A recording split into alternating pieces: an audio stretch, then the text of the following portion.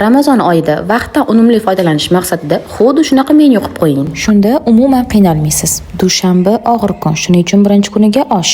Seshanba kuniga esa qozon kabob. Chorshanba kuniga esa suyuqqina qilib moshxorda. Payshanba kuniga esa achchiqqina qilib mastava. Juma kuniga esa qanaqa tayyor qiymali mahsulotingiz bo'lsa, shuni sovorasiz. Agar haligacha yuryechani bosmagan bo'lsangiz, bitta bosib qo'ying, ko'rib xursand bo'laman. Endi 4 ta qozonni gazga qo'yib olib, birin-ketin hammasiga yog' quyib chiqamiz. Qizigandan keyin piyozlarni sovolib, qizartirib qovurib olamiz.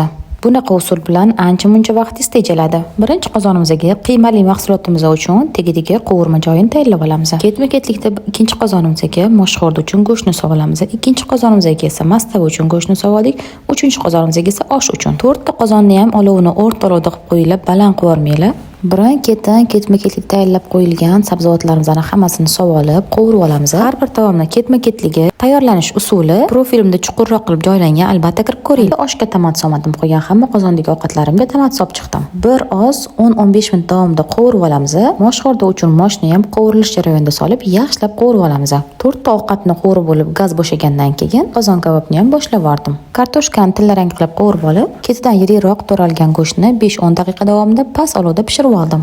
Kartoshka va go'shtni albatta tuzlab keyin qovurib olinglar. Tayyor taomlar sovigandan keyin morozilkaga qo'yib qo'yamiz. Qachon taom qilsangiz qozonga solib, eritib, suv solib qaynatsanglar bo'ldi. Yurekchani bosib qo'yishni unutmadingizmi?